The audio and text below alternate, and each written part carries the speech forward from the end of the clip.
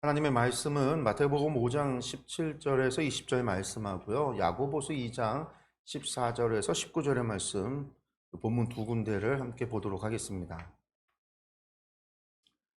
내가 율법이나 선지자를 폐하러 온 줄로 생각하지 말라. 폐하러 온 것이 아니요 완전하게 하려 함이라. 진실로 너희에게 이르노니 천지가 없어지기 전에는 율법의 1.1획도 결코 없어지지 아니하고 다 이루리라. 그러므로 누구든지 이 계명 중에 지극히 작은 것 하나라도 버리고 또 그같이 사람을 가르치는 자는 천국에서 지극히 작다 일컬음을 받을 것이요 누구든지 이를 행하며 가르치는 자는 천국에서 크다 일컬음을 받으리라. 내가 너희에게 이르노니 너희 의가 서기관과 바리새인보다 더 낫지 못하면 결코 천국에 들어가지 못하리라. 야고보서입니다. 내 형제들아, 만일 사람이 믿음이 있노라 하고 행함이 없으면 무슨 유익이 있으리요? 그 믿음이 능히 자기를 구원하겠느냐? 만일 형제나 자매가 헐벗고 일용할 양식이 없는데 너희 중에 누구든지 그에게 이르되 평안히 가라, 덥게 하라, 배부르게 하라 하며 그 몸에 쓸 것을 주지 아니하면 무슨 유익이 있으리요? 이와 같이 행함이 없는 믿음은 그 자체가 죽은 것이라. 어떤 사람은 말하기를 너는 믿음이 있고 나는 행함이 있으니 행함이 없는 내 믿음을 내게 보이라. 나는 행함으로 내 믿음을 내게 보이리라 하리라. 내가 하나님은 한 분이신 줄 믿느냐? 잘 아는도다. 귀신들도 믿고 떠느니라. 아멘. 오늘 본문 두 개를 가지고요. 행함으로 증명하라 라는 제목으로 요후에 함께 말씀을 생각해 보려고 합니다. 오전에 저희가 기승전 순종이라는 제목으로 제가 말씀을 전했고요. 마태복음 5장의 말씀을 가지고 함께 나눴었죠. 이제 오늘 오후에는 행함으로 증명하라는데 야고보서 2장의 말씀에서 너는 믿음을 보여라, 나는 행함으로 나의 믿음을 증명하겠다라고 하는 야고보 장로의 말씀을 제목으로 삼았습니다. 사실 둘 다 행함에 대한 이야기, 말씀의 순종에 관한 이야기를 하고 싶은 거죠. 먼저 마태복음 5장의 이야기를 우리가 다시 한번 좀 보면은요. 마태복음 5장은 산상수훈에 있는 말씀입니다. 마태복음 5장 하면 너무나 유명한 말씀이 있죠. 우리가 다른 거는 잘 몰라요. 산상수훈에 있는 말씀이 5장에서 7장까지 많은 말씀이 있는데 그 중에 우리가 기억하는 건 한 두 가지 정도예요. 뭐냐면 첫 번째는 팔복에 관한 것. 그래서 이제 복에 관한 거하고 팔복의 이야기가 끝나고 바로 이어지는 말씀이 소금과 빛의 비유거든요. 소금과 빛의 비유의 말씀. 이 두 가지는 우리가 다 아는데 그 뒤의 이야기들은 사실 잘 몰라요. 별로 관심이 없어요. 왜 그러냐면 산상수훈 말씀 너무나 유명하고 다 알 것 같지만 왜 그러냐면 그 뒤의 이야기는요. 예수님께서 율법에 대해서 설명하시기 때문에 그렇습니다. 우리 히타를 좀 꺼주세요. 그냥. 춥지 않죠? 뭐 진짜 더워서.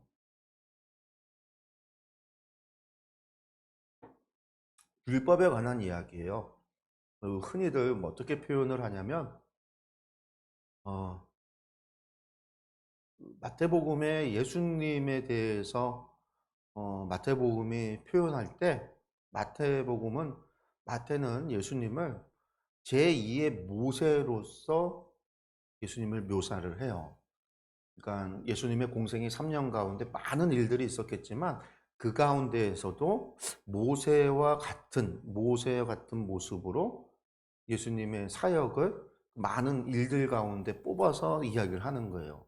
그래서 산상수훈이잖아요.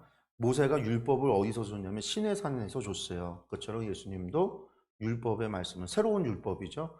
새로운 율법을 산에서 주시는 거죠. 그래서 산상수훈. 누가복음은요 평지 설교잖아요. 그래서 평지에 길을 가다가 예수님께서 평지에서 말씀을 주셨다.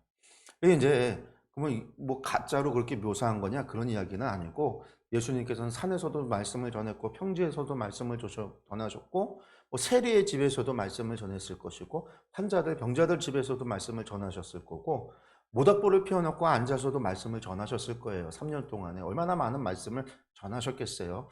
그 가운데에서도 마태는 모세와 관련된 예수님을 모세처럼 모세보다 훨씬 뛰어난 분으로, 더 위대하신 분으로 하나님의 아들이시고 약속과 언약을, 모세가 전해줬던 그 약속을 성취하신 분으로서 예수님을 증거하는 거죠. 그래서 예수님의 묘사의 모습이 그와 같아요. 마태복음에는 5개의 중요한 설교가 있어요. 마치 모세가 5개의 책을, 토라를 썼던 것처럼 예수님은 5편의 아주 중요한 설교를 하신다. 모세가 산에서 약속, 하나님의 율법을 선포했듯이 예수님도 산에서 산상수훈, 율법을 선포했다. 그래서 이제 제가 얘기하고 싶은 게 산상수훈의 말씀이 율법에 관한 이야기예요. 그래서 사실은 5장부터 7장까지가 예수님이 주시는 새로운 율법에 관한 거거든요. 그 가운데는 하나님을 사랑하라 라고 하는 율법의 완성도 있겠죠. 그리고 또 뿐만 아니라 예수님은 거기서 무슨 얘기를 하세요? 너희가 실제로 죄를 짓지 않았어도 너희가 마음으로 했으면 그건 이미 범죄한 거다. 마음으로 누군가를 미워했으면 이미 살인한 거고, 마음으로 음욕을 품었으면 이미 간음을 한 거고, 너희가 생각으로 마음으로만 이미 나쁜 마음, 나쁜 생각을 가졌으면 이미 다 범죄한 거다. 모세가 얘기한 것보다 훨씬 더 아주 깊고 높은 윤리를 제시한 거죠. 마음으로도 생각으로도 죄를 범해서는 안 된다. 그게 이제 산상수훈에 담겨 있는 전체 메시지예요. 그 가운데 이제 8복부터 시작되어지는 것은 그 메시지를 듣는 사람들이 사실은 로마로부터 오랜 세월을 지금 압제당하고 있고 고통 가운데 있었던 백성들, 민중들이었다라는 거죠. 그 백성들한테 너희가 박해받고 고난당하고 있지만 그런 너희가 복이 있다라는 얘기를 하는 거예요. 뿐만 아니라 마태가 그것을 마태 공동체에게, 교회에게 설교를 할 때는 그 마태 공동체 역시 박해 가운데 있었거든요. 처해 있었단 말이에요. 교회 가운데서 어려움을 겪고 있었단 말이죠. 그래서 이제 그런 그들에게 그들이 흐르는 눈물이 도리어 복이 될 것이다 라고 이야기를 하는 거죠. 의를 인해서 박해를 받는 것이 도리어 복이 된다라는 거예요. 너희가 그들과 함께 악을 악으로 갚지 않고 악을 선으로 갚는 그런 너희에게 온유함이 복이 될 거다라고 하는 위로의 메시지인 거죠. 그러면서 또 나아가서 또 그런 밖의 상황 속에서도 우리는 소금으로서의 역할을 감당해야 되고 우리는 빛으로서의 역할을 감당해야 된다라고 하는 것. 우리가 어떻게 살아갈 것인가에 대한 이야기인 거죠. 그게 산상수훈의 메시지예요.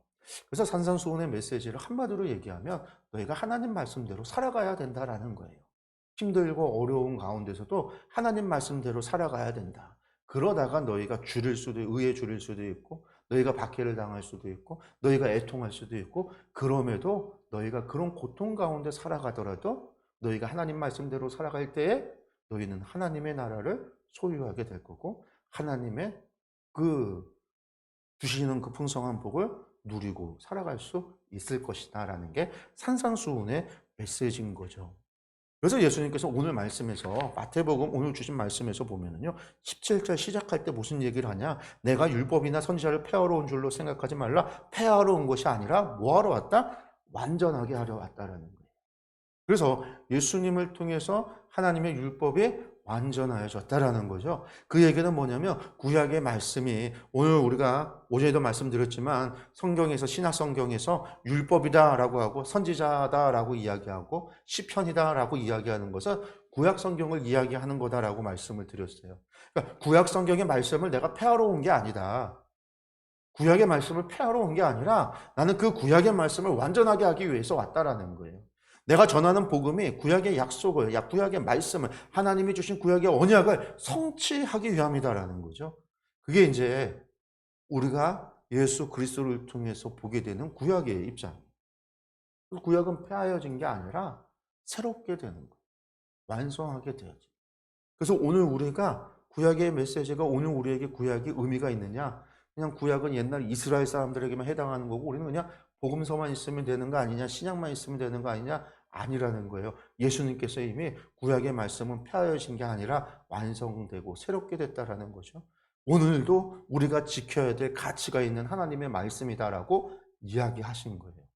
그러니까 오늘 우리가 하나님의 말씀을 봄에 있어서 예수님의 복음서만, 신약만이 아니라 구약의 말씀도, 그 율법들도 지금도 우리가 지켜야 될 가치의 메시지라는 거죠. 왜 이런 얘기를 하냐? 우리가 자꾸만 복음을 이야기하면서 복음과 율법을 분리시켜 놔요. 복음은 율법이 아니라는 거예요. 그래서 나는 복음을 믿지 율법은 이젠 필요 없어. 율법 무용론이죠. 율법은 더 이상 필요가 없다. 그러니까 바울 사도의 로마서의 편지에 나와 있는 걸 가지고 그렇게들 이해를 하는데, 바울 사도가 하는 이야기는 율법이 무용하다라는 게 아니에요. 율법을 줬어도 율법을 지켜 행하지 않은 유대인들이 잘못이다라는 거지. 법이 문제가 아니라 법을 지키지 않은 사람들이 문제인 건데, 우리는 지키지 않은 우리의 죄가 아니라 법이 잘못됐다고 이야기해요. 그래서 복음이라는 거예요. 복음. 근데 그 복음이 뭐냐? 예수님께서 율법을 완성했다가 복음이에요. 율법을 성취시켰다가 복음인 거예요.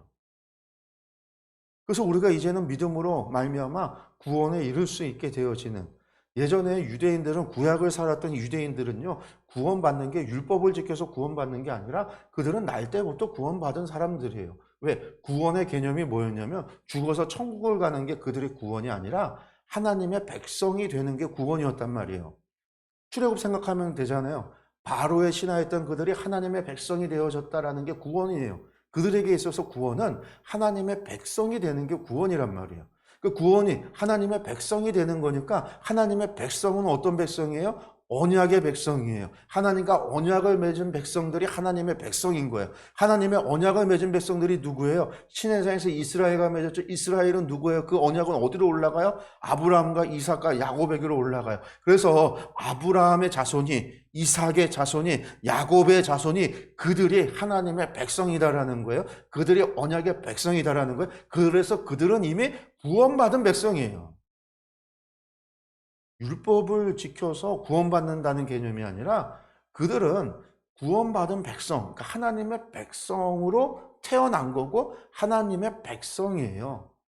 그 하나님의 백성이 내가 거룩하니 너희도 거룩하라고 하시는 하나님의 말씀을 따라서 하나님의 백성답게 살아가는 게 율법을 지키는 거예요. 우리는 구원받았으니까 그래도 이 정도는 살아야지, 구원받았으니까 세상과 다른 하나님의 거룩한 백성이라고 하나님이 말씀하시니까 이 정도는 지키고 살아가야지, 한마디로 표현하면 그런 거예요.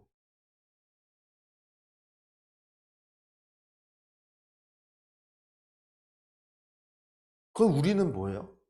우리는 믿음으로. 우리는 아브라함의 핏줄도 아니고 아브라함과 상관도 없는 사람들. 근데 예수님께서 하나님의 언약을 이루어 주심으로 말미암아 핏줄이 아니라, 혈통이 아니라 그 사실을 믿는 사람들을 하나님의 백성으로 삼아 주신다라는 거예요. 택하신 족속이요, 왕 같은 제사장이요, 하나님의 소유된 거룩한 백성 삼아 주신다라는 거예요. 우리는 아브라함의 자손으로 태어나진 못했지만, 우리는 유대인으로 태어나진 않았지만, 우리 모두는 한국인이, 대한민국 사람으로 우리는 태어났지만, 우리는 믿음으로 말미암아 하나님의 백성이 된 거예요. 그 여러분들이 하나님을 믿고 그리스도를 믿으면 이미 여러분들은 구원받은 존재인 거죠. 하나님의 백성인 거예요. 그런 우리가 행함을 얘기하는, 뭐 행함에서 구원받는다는 게 아니라 이 믿음으로 우리는 언약에 참여하는 거예요. 약속에 참여하는 거예요. 그 약속이 뭐고 언약이 뭐냐?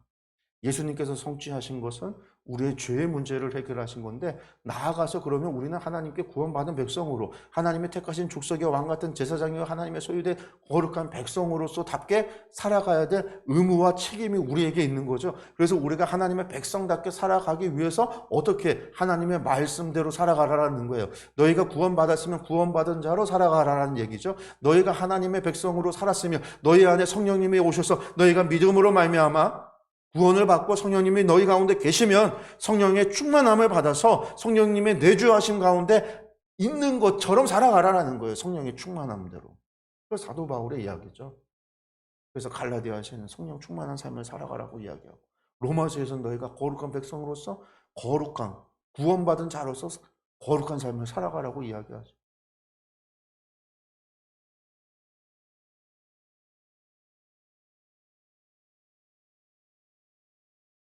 그러니까 우리가 믿는다라고 하는 것과 행한다라고 하는 것. 자꾸 구분하지만 그렇게 생각하면 돼요. 쉽게 말해서 나는 구원받았고 구원받은 사람으로서 구원받은 사람답게 살아가야 돼. 하나님의 백성으로서 하나님 얼굴에 먹칠하지 말고 살아가야 돼. 그게 뭐예요? 거룩한 백성으로서의 거룩한 삶을 유지해야 된다. 예전에 제가 그 얘기를 했어요. 부시맨 이야기를 한번 한 적이 있습니다. 예전에. 여러분들 부시맨이라고 하는 영화가 있었죠. 옛날에 부시맨. 그 콜라병 떨어진 것 때문에. 영화 이제 콜라병 들고. 부시맨이 문명 사회로 나와서 막 다충우돌하는 코미디 영화예요. 근데 그걸 기억을 할 수 있지만 부시맨이라고 하는 사람이 그 전에 살던 내 삶의 자리에서 거기에서 배우고 익숙하게 살았던 규칙과 법칙, 자연의 법칙 가운데 순응하면서 그가 살았잖아요. 동물들로부터 사냥을 하고 그것으로 먹고 생활했어요. 근데 그 사람이 바뀌었어요, 신분이. 그 사람을 데려다가 한순간에 뉴욕의 한 거리에 놔두고 너는 이제부터 뉴욕 시민이야. 그러니까 이제 너는 뉴욕 시민답게 살아야 돼. 뉴욕 시민답게라고 하는 건 다른 말로 해서 미국 시민답게라는 건 미국 시민으로서 미국의 시민에게 부여하는 의무와 책임을 다하는 거예요. 그 안에서 권리도 누릴 수 있는 거죠. 미국 시민으로서 누릴 수 있는 권리. 그 얘기는 뭐냐면 미국이 정해진 법칙대로 법대로 그의 헌법과 그 헌법에서 나온 여러 가지 법령대로 살아가야 되는 거예요. 근데 왔는데도 여전히 나는 아프리카에서 자기가 살던 방식대로 살아갈 거야. 그래서 길을 가다 배고프니까요. 뭐 누군가가 개를 끌고 가고 여러분 개들이 공원에서 뛰는 걸 보고서 배고프니까 저걸 잡아먹어야 되겠다. 그래서 활로 다 쏴서 개를 잡아서 공원에서 개를 갖다가 잡아서 먹어요. 그런 일이 만약에 벌어졌다라고 한다면 어떤 일이 벌어질 거야? 공원에서 뛰노는 개라도요. 목줄이 달려있는 개는 주인이 있는 거잖아요. 뿐만 아니라 개를 먹었다. 우리나라도 지금 개는 함부로 죽이면 안 되죠. 도살장에서 하지 않고 옛날처럼 옛날에 마을에서 개를 갖다 나무에 매달아서 불 끄시려고 때려서 뭐 잡아먹고 했던 것이 옛날이나 되는 거지 지금은 안 돼요. 유기견법 그런 거에 의해서 동물보호법에 의해서 못 잡도록 되어 있어요. 그러면 당연히 부시면 어떻게 되겠어요? 수갑 차고선 감옥 가는 거예요. 네, 감옥 가는. 옛날의 법을 버리고 옛날의 습관을 버리고 옛날에 해오던 것들을 버리고 관습을 버리고 뭘 배워야 돼요? 새로 미국의 시민으로서 미국 시민권자로서 그가 지켜야 될 법들을 배워야 되는 거예요. 여러분들 조선족들이 많은 조선족들이 우리나라로 들어왔어요. 탈북민들이 우리나라에 들어왔어요. 여러분들 그 사람들이 조선족 같은 경우도요. 우리랑 똑같이 생겼고 우리랑 똑같이 한글을 쓰고 있어요. 물론 말이 좀 다르죠. 이북말, 조선족 말을 쓰지만 어쨌든 똑같아. 똑같은 사람들이에요. 근데 그 사람들이 우리나라에 들어왔는데 우리나라에 들어와서 우리나라의 법을 무시하고 여전히 자신들이 살아왔던 중국에서 살던 그런 법을 따라서 생활한다고 그러면요. 무슨 일이 벌어질까요? 당연히 범법행위가 되고 감옥에 가겠죠. 우리나라에 들어오면 로마에 가면 로마법을 따르듯이 우리나라에 들어왔으면 우리나라의 법을 따라야 되는 거예요. 교통질서도 지켜야 되고요. 세금도 내야 되고요. 그거에 맞는 의무를 다 해야 되는 거예요. 의무를 다하지 않으면 안 되죠. 그래서 탈북민들이 우리나라 오면 교육을 하잖아요. 그 하나원에서 교육을 하는데 교육을 하는 것 가운데 하나가 우리 사회 문화를 갖다가 가리키는 것뿐만 아니라 우리나라에서 지켜야 될 법들에 대해서 얘기도 해줘요. 그런 거를 우리나라 사람들은 어려서부터 유치원, 어린이집, 유치원, 그리고 초등학교, 중학교, 고등학교를 겪으면서 우리는 자연스럽게 배우고 익혀서 자연스럽게 그것을 행하지만 그 사람들은 아니란 말이에요. 그러니까 건너오면 배워야 되는 거예요. 이게 마치 우리도 마찬가지예요. 우리가 구원받았다라는 것은 우리의 시민권이 바뀌었다라는 얘기예요. 우리가 예수님을 믿음으로 하나님의 소유된 백성이 되어졌다라는 것은 이제는 우리가 전에는 세상 공중 권세 잡은 자의 백성이었는데 세상의 죄인으로서 살아가던 우리의 신분이 바뀌었단 말이에요. 우리의 신분이 바뀌었어요. 우리의 소속이 바뀌었어요. 그러면 우리의 소속되어져 있는 하나님 나라의 법을 알고 그 법대로 살아가는 게 마땅한 거죠. 그래서 성경은 우리에게 끊임없이 하나님의 말씀대로 하나님의 백성으로서 거룩한 백성으로서의 삶을 살아가라고 우리에게 요구해요. 창세기로부터 계시록까지 우리에게 그것에 대해서 끊임없이 요구를 해요. 근데 우리가 오늘날 그것에 대해서 별 관심이 없어요. 왜? 그렇게 살아가는 게 힘들다라고 생각하니까 세상에선 세상의 법칙을 따르고 교회에선 교회의 법을 따르고 그렇게 세상에서 삶이 이분법으로 나눠진다. 그런데 그런 우리들에게 하나님은 분명하게 말씀하세요. 오늘도요. 행함으로 너희의 믿음을 증명하라. 너희가 정말 믿었느냐? 너희가 정말 내 백성이 됐느냐? 너희가 정말 내 백성이 되고 싶으냐? 라는 거예요. 너희가 정말로 나의 하나님 나라의 백성이 되고 싶으냐? 그래서 너희가 정말로 하나님의 백성이 될 거냐? 정말 하나님의 백성이 되었느냐? 그러면 너희의 믿음으로, 너희의 행함으로 너희의 믿음을, 너희의 행함으로 너희의 신분을 증명하라. 예수님께서도 그 말씀하셨어요. 무슨 얘기요? 나무의 열매를 보고 그 나무를 알 수 있다. 믿음을 보고 안다라는 게 아니에요. 행함의 결과를 보고 알 수 있다라는 거예요. 그런데 우리가 믿음을 어떻게 보일 수 있을까요? 믿음을 보일 수 있는 방법은요.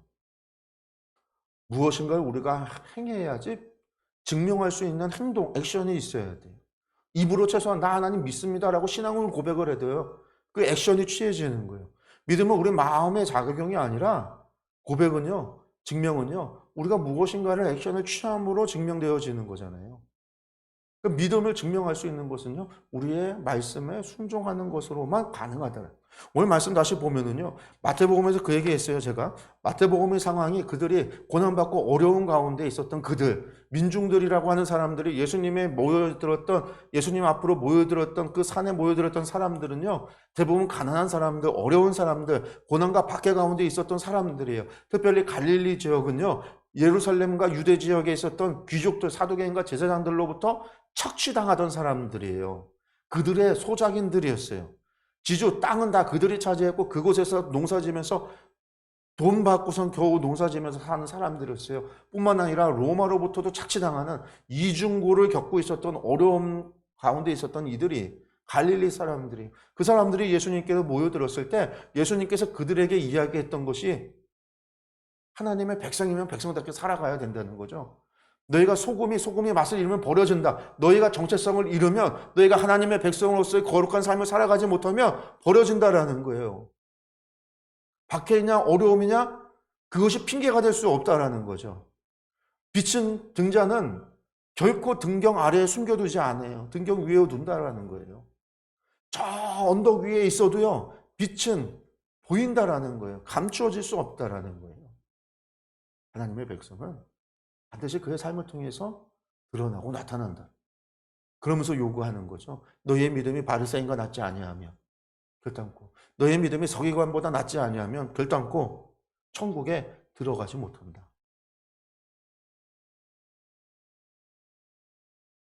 예수님의 말씀이 그거예요. 야고보서는 무슨 얘기일까요? 장로 야고보입니다. 예수님의 동생이죠. 베드로 이후에 예루살렘 교회 지도자였던 사람이에요. 이 예루살렘 교회 지도자였던 사람이 예루살렘 교회 지도자라는 얘기는요. 교회의 지도자예요. 예수님께서 죽으시고 부활하신 다음에 야고보는 예수님을 믿게 되죠. 그 다음에 예수님께서 승천하고 나서는요. 예수님의 동생이었던 야고보가 교회의 최고 지도자가 되어졌어요. 고대사회는 대부분 형제가 그 일을 이어받거든요. 내가 무엇인 운동을 했다면, 항쟁을 했다면, 그러다가 내가 죽으면요. 그 가족이 이어서 계속 가요. 동생이 이어가고, 형이 이어가고. 그게 이제 마카비 항쟁처럼.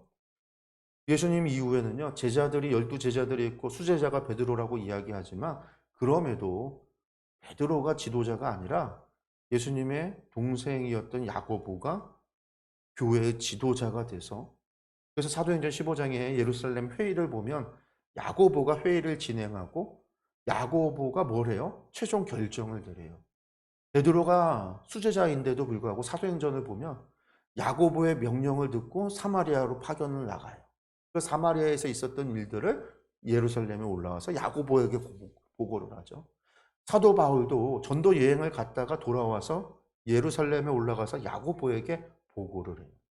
야고보는 장로였다라는 얘기가 당시 교회의 지도자였다라는 거예요. 최고 지도자. 그 사람이 교회들에게 편지를 쓴 게 야고보서예요. 그러니까 야고보서는요, 지금으로 치면 대단히 중요한 편지죠. 왜? 야고보의 위치가 대단히 높은 교회의 최고 어른이었으니까.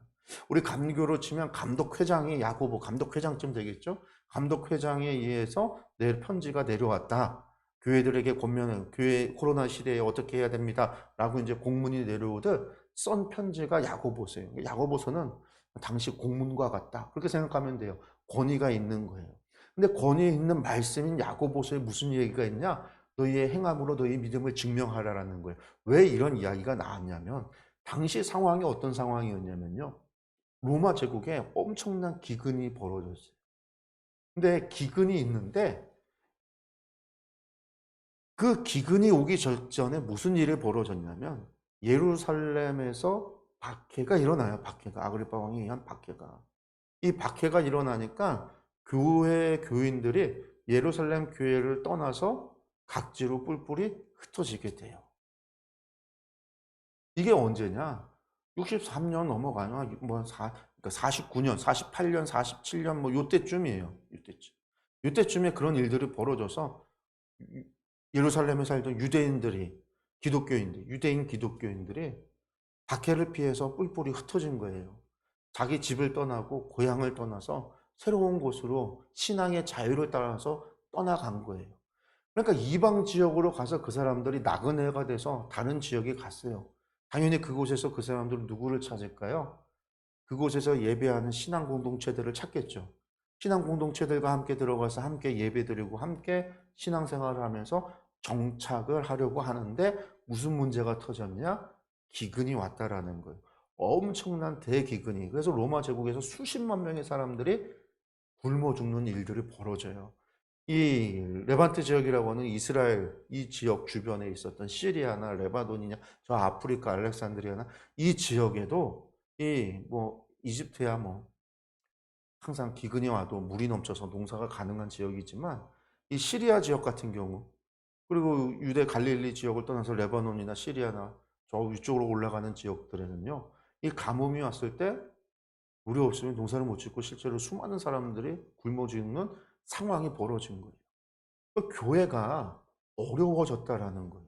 그리고 교회 예배가 어떻게 예배드리냐? 우리도 이제 지금 주일날 예배드리고 밥을 점심을 먹지만 당시에는 예배가 식사 시간이 예배 시간이에요. 그래서 함께 모여서 공동 식사를 하면서 하나님께 찬양을 드리고 설교자의 간증을 듣거나 설교자의 설교를 듣거나 하는 게 식사 시간에 로마의 심포지움이라고 하는 그 식사 시간을 통해서 예배가 이루어진 거예요. 그러니 당연히 그 식사는요, 심포지움은요, 대부분 누군가가 돈을 내서 음식을 준비하고 예배를 드리는 거예요. 근데 재밌는 거는 로마 제국은요, 앉는 게 식사 자리가 이렇게 네모나게 디귿자로 되어져 있어서 누워서 먹는데 신분이 있어요. 가장 그날의 중요한 사람, 그게 이제 오른편부터 이게 디귿자로 되어져 있으면 오른쪽 맨 끝에서부터 이렇게 앉아서 왼쪽 맨 끝에 있는 사람이 가장 신분이 낮은 사람, 가장 끝에서부터 세 번째 앉는 사람이 가장 그날 접대받는 사람, 중요한 사람, 이 식사를 준비한 사고 진행하는 사람이 두 번째 앉는 사람. 그래서 누워서 먹는 사람들이 통해서 신분이 정해지고요.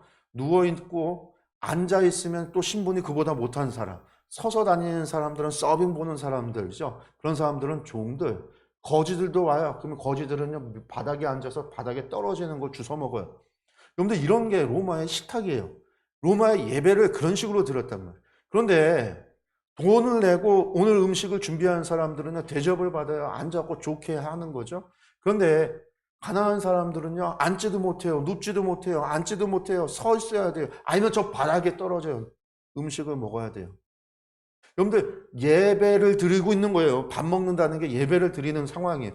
예배를 드리는데 지금 돈이 없다고 해서 가난하다고 해서 지금 저 바닥에 떨어져서 앉아 있어야 되고 저 문 밖에 서 있어야 되고 식사의 자리에 예배 자리에 들어오지도 못한다라고 한다면 이게 문제가 있는 거죠.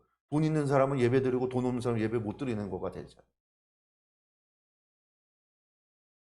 근데 기근이 있어서 가난한 사람들은 더 가난해지잖아요. 먹을 게 없잖아요. 그 예배라도 참석해서 먹을 거라도 얻고 싶고, 예배도 참석하고 싶은데 맨날 돈 내는 사람들, 예배를 주관하는 사람들, 식사 오늘 점심값 내는 사람들만 대접을 받고 계속해서 돈을 못 내니까 그 자리에 앉지도 못하고 참여도 못한다고 한다면 그게 하나님께서 원하시는 모습이겠어요. 근데 실제로 그런 일들이 벌어지고 있었던 거예요. 그래서 야고보가 야고보서라고 하는 편지를 쓰게 돼요. 그래서 오늘 편지에 보면 그 이야기를 하는 거예요. 오늘 14절에 내 형제들아 만일 사람이 믿음이 있노라 하고 행함이 없으면 무슨 유익이 있겠냐? 믿음이 능히 자기를 구원하겠느냐? 그 믿음이 구원하겠느냐 하면서 형제나 자매가 헐벗고 일용할 양식이 없는데, 지금 기근 속에서 형제나 자매들이 헐벗고 양식도 없는데 그냥 입으로는 평안하라 이야기하고 덥게 하라라고 하고 배부르게 하라라고. 여러분들 요즘 이제 가뭄이 오는데 이때라도 잘 먹고 우리의 건강을 챙겨서 하나님 열심히 예배해야 됩니다.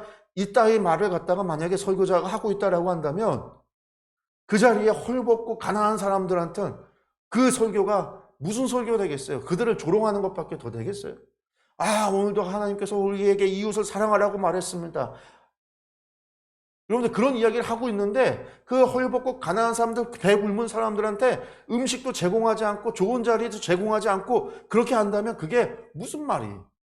근데 실제로 그런 일들이 지금 벌어지고 있는 거죠. 그러니까 야고보가 너희 행함이 없는 그 믿음은 죽은 믿음이다. 여기서 행하면 뭐 하라라는 거예요. 그러니까 차별하지 마. 그 사람들 데려다가 식탁에 앉혀서 밥을 먹여. 좋은 자리에 앉혀서 밥을 먹여야 돼. 너희가 정말로 하나님의 그리스도의 사랑을 얘기하고 하나님의 말씀을 전하냐? 그러면 지켜 행해야 될 거 아니냐. 그들에게 뭐 해야 된다는 거예요. 너희의 가진 것을 나눠줘야 된다라는 거예요. 너희의 음식을 나눠줘야 된다라는 거예요. 그들을 데려다가 일을 시키고 직장을 주고 돈을 주고 그들을 돌보고, 너희가 그걸 하지 않으면서 너희가 무슨 믿음을 얘기하겠니? 그런 너희의 믿음이 너희를 구원하겠느냐? 왜?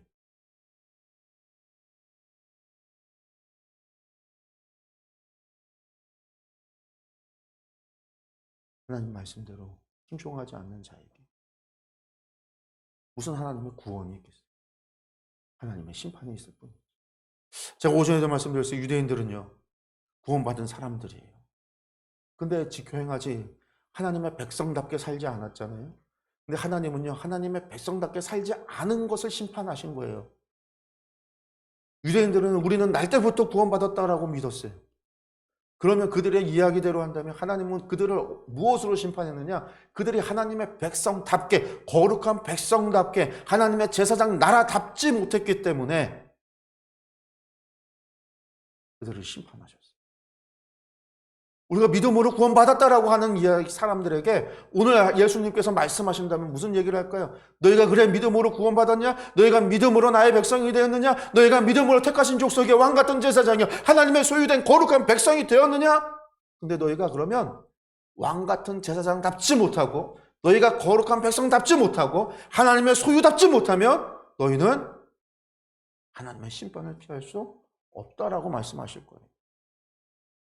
계시록에 분명하게 말씀하시잖아요. 약고자 심판에서 너희의 행위가 기록된 책, 그 기록된 대로 심판을 받으라.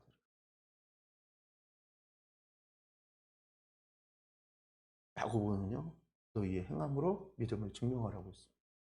예수님께서 오늘 우리에게 이야기하신다면 너희도 행함으로 증명해봐라 말씀하실 거예요. 우리가 행함으로 우리의 믿음을 증명해야 할 의무가 우리에게 있습니다. 우리가 하나님의 백성이면 하나님의 백성답게 살아가야 될 의무가 있는 거예요. 우리가 하나님의 거룩한 백성이면 거룩한 백성답게 살아갈 의무가 있는 거예요. 우리가 그리스도의 도를 따르는 그리스도인이라고 불리운다면 우리는 그리스도인답게 살아갈 의무가 있는 거예요. 우리를 가리켜서 거룩한 성도라고 이야기한다면 우리는 거룩한 성도로서 말과 행동과 생각에 있어서 성도답게 살아가야 돼요. 하나님께서 그것을 원하고 계시다. 우리가 이것을 기억했으면 좋겠어요. 우리가 사순절 두째 주를 이제 보내고 있습니다. 예수 그리스도의 십자가, 그 십자가의 죽으심을요, 값싼 복음으로 만들면 안 돼요. 겨우 주님께서 우리 같은 신앙, 우리 같은 지금 오늘날 한국교회가 이야기하고 있는 그런 값싼 복음을 위해서 피 흘려 돌아가신 게 아니에요. 결코 그것을 위해서 예수님께서 그 고난과 수모를 당하신 게 아니라는 거. 예수님께서 우리에게 말씀하시는 십자가를 지라고 하는 말씀. 그 무거움을 아주 우리가 정확하게 깨달을 필요가 있습니다. 알아야 돼요. 그래서 우리의 삶에 있어서 삶의 무게를, 신앙의 삶의 무게를, 성도의 삶의 무게를, 하나님의 백성으로서의 삶의 무게를 직시할 필요가 있어요. 그렇지만 그 무게에 우리가 함몰될 필요는 없습니다. 왜? 성령님께서 우리에게 능력을 주시기 때문에. 그것이 아무리 무거울지라도 우리는 능히 이겨낼 수 있고 헤쳐나갈 수 있습니다. 이 믿음 또한 우리 가운데 있기를 소망합니다. 기도하겠습니다.